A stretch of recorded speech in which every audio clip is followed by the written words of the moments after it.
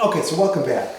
So in some examples, or sometimes you'll come across where you'll get factors, but they only differ by a sign, okay? And how do you recognize that? That's the thing, is how do you recognize that they differ only by sign, okay? Where you could factor out a -1 from it, okay?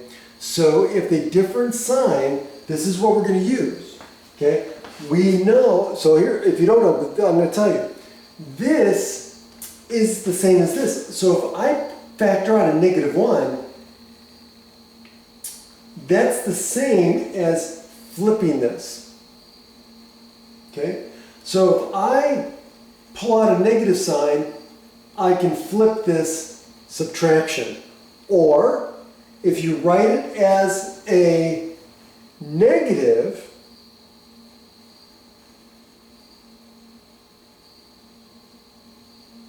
right? This is the same as this, which, by the way, you could write it as also this written as what?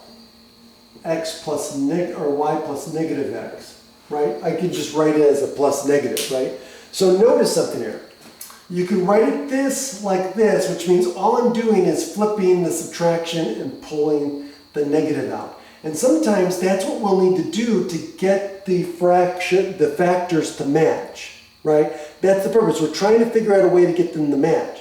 And sometimes they'll only differ by a sign, and so that way you have to write one of them like this. But also remember that if I factor out a negative, remember when I distribute a negative sign, remember distribution property. When I distribute a negative sign, I have to change the sign of each term. So I could look at it this way. This is the same as this, right? I'm just making the negative plus negative, okay? Which is the same as this. If I pull the negative sign out, this becomes positive, this becomes negative, okay? So that's an equivalent way of looking at it, because sometimes you'll see something like that. So what I'm going to do is I'm going to do a couple examples of where this comes up. Okay, so the first example is this. So again, notice that I've got a difference of 2 squares on the top, and I've got this on the bottom. So I can't factor this out any further, but I can factor this out. So this factors into x plus 1 times x minus 1 over 1 minus x.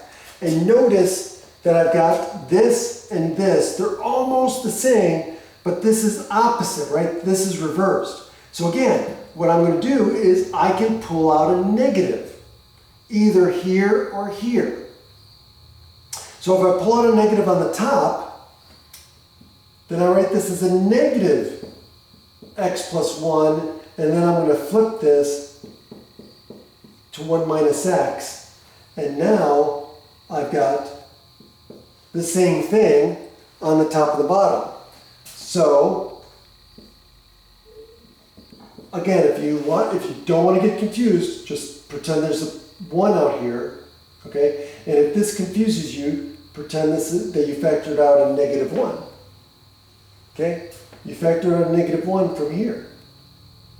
And so now, this cancels with this, and you get what? Negative of x plus 1. And that's it for that one. Now, what about this one? Well, let's do this one, but again, remember, always look for greatest common factors before you factor the numerator and the denominator. Okay, so right away, I know I have a common factor of the top. There's no common factors here, because this is prime, okay? And this is prime, so these definitely do not have common factors, so we're done. We can't do anything with the bottom. But we do have a greatest common factor on the top, which is 2x. So I'm going to factor out the 2x first. And so that's going to leave me with what? It's going to leave me with x cubed minus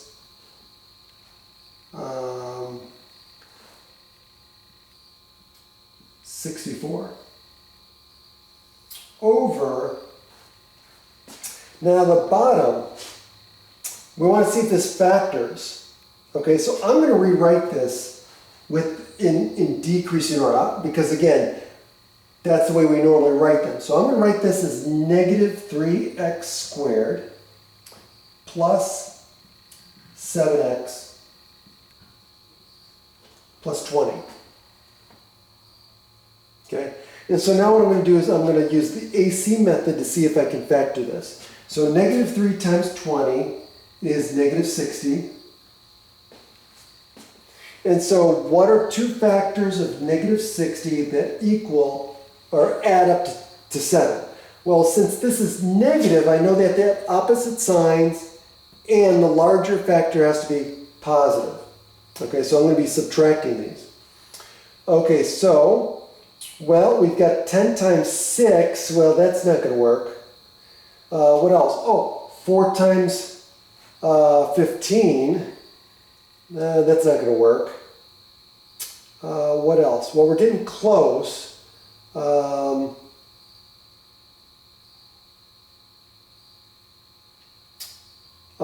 times 12. That'll work.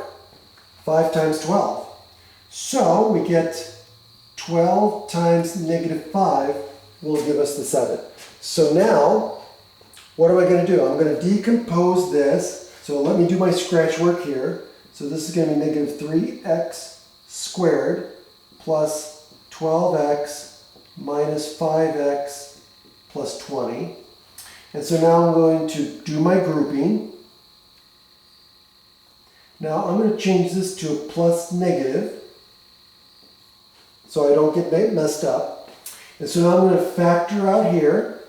And what do I get? I'm going to get a negative 3x, and that's going to leave behind x minus 4.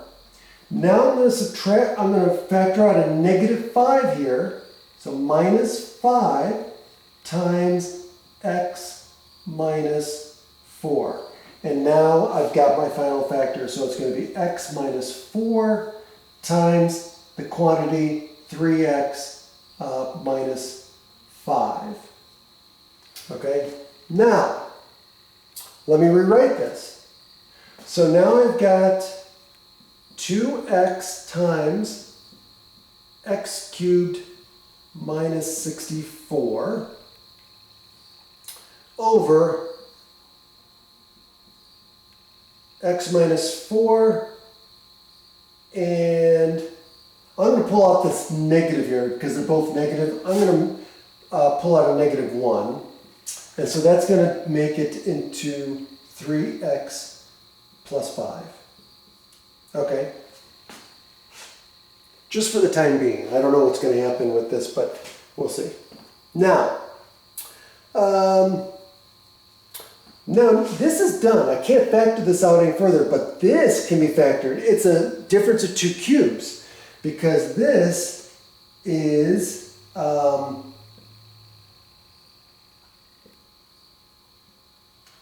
cubed. 4 times 4 is 16. 16 times 4 is 64. And so now, remember your pattern for factoring the difference of 2 cubes. And so we get 2x times x minus 4 times x squared minus 4x plus 16. And then down here we get negative 1 times x minus 4 times 3x plus 5. Okay. So again, notice I got the negative 1. And so notice that this cancels with this. And so I'm going to put the negative on top. It doesn't matter where the negative 1 goes. So I'm going to write my final answer as negative 2x times x squared minus 4x plus 16 over 3x plus 5. And I'm done. I can't factor that out any farther. Yep. And that's it. I'll see you next time.